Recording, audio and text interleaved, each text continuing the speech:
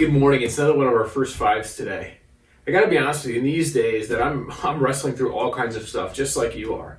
And so the truth is, even though I'm often the one giving these first fives, unless Holly or Chase is giving to you those days, they've been good for me as just reminders to what I want to focus my mind on. And so I hope today you find that is true as well. We've been looking at study this week, and how do we do that? And study was one of those weird things that we feel like it's got to be someone who's super smart. And although intelligence is helpful in that, it's not just the absorption of information. It's learning for information to shift from information to knowledge. And there's a difference between those two. See, one of my favorite characters in the Bible is actually the Apostle Paul. And I love Paul because Paul is one of those guys that really, he's all in on what he believes to be true. And I love people who are committed to something. Too many of us live uncommitted to lots of things. The problem with Paul is he knew a lot of information. He just didn't understand it. He knew all kinds of things. He just didn't understand how it related to God. See, Paul knew the scriptures. He had studied them. But he'd studied them from the wrong perspective with the wrong heart. See, Paul had always approached the scriptures from a particular standpoint, as if he could understand them all on his own.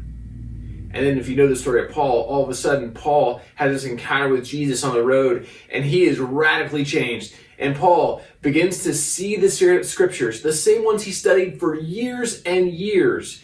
He begins to see them in radically new ways. And I don't know if you understand how powerful that image is. See, Paul would have been one of the Pharisees, and they were like the best of the best. And so here's how it would have worked. When Paul was a young kid, he would have memorized the first 5 books of the Bible. That's basically, in my Bible, it's like, about 300 pages he would have memorized.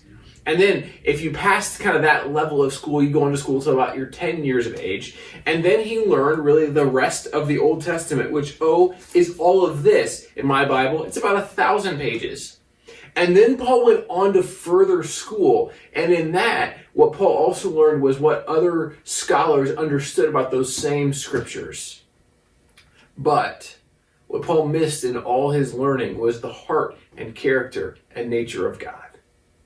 See, I don't know about you, but I actually know a lot of people who know a lot about the Bible. They can quote to me stuff from the Old Testament all the time. They can quote to me sometimes even stuff from the New Testament. And then they'll try to argue their perspective from the scriptures. But when I hear that often, I still hear a missing of the right heart. You see, when we study with the right heart, the scriptures do come alive to us. They make sense in ways we never thought they did. We see big pictures. We see the narrative of God weaving in and out the story of God among his people. We see the Old Testament, the story of a God who loves us and comes to us. And yet we keep rejecting him and running away. And he loves us and invites us back in again. And we reject him and we run away. And that story is repeated again and again.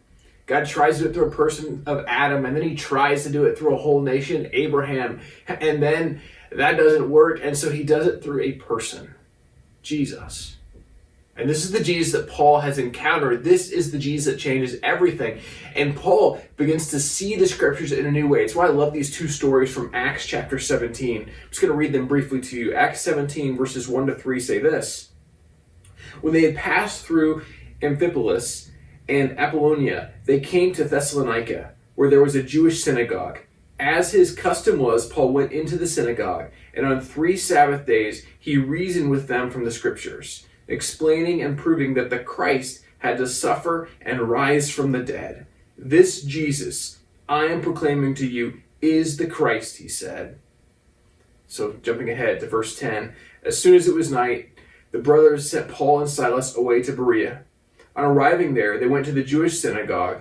Now the Bereans were of more noble character than the Thessalonians, for they received the message with great eagerness and examined the scriptures every day to see if what Paul said was true.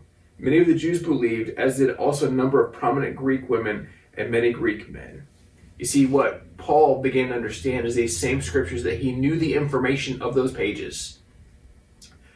When he came to know Jesus, something clicked. And not only did he know the information of the pages, he began to know the heart of the one who's seen all throughout the pages.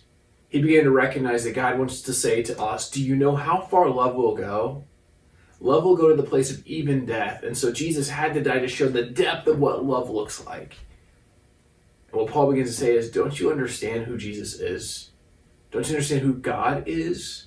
The character of God is this, that he loves you and I enough that he would lay down his own life for your sake so that you could know how much he loves you.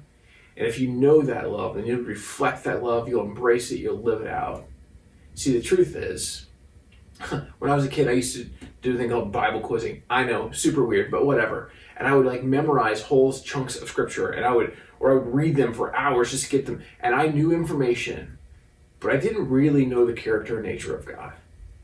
But as I've gotten older, as I spent time with the scriptures and with people and listening to other voices and studying with a new kind of mind, not just to know information, but to know who God actually is.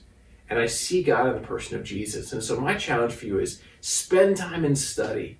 Go to deeper places than you've ever gone before. But always come back and see what you study in the scriptures through the lens of Jesus. Look at the church fathers and the church mothers who wrote hundreds of years ago. Look at some of the new writers who write with some depth that challenge us to go deeper and think differently. Honestly, as your pastor, listen to me sometimes if you would. I know sometimes you can't and you don't want to, but that's okay. But here's what I want to say is this. There is something about when we come to know who God is, that our mind is open and we understand the scriptures in new ways. And so it's not that we start with the Bible to know God. It's we ask God to help him know him, and then we go to the scriptures. And what we find is he becomes revealed to us all throughout. And my challenge is spend time with knowing who Jesus is. Read the words of the Gospels. Read the words of Paul after he encountered Jesus. And watch what happens in your life if you don't begin to see with new eyes. And so today, have a great day. Spend some time with the scriptures. Spend some time with Jesus. I look forward to connecting again soon. We'll see you tomorrow.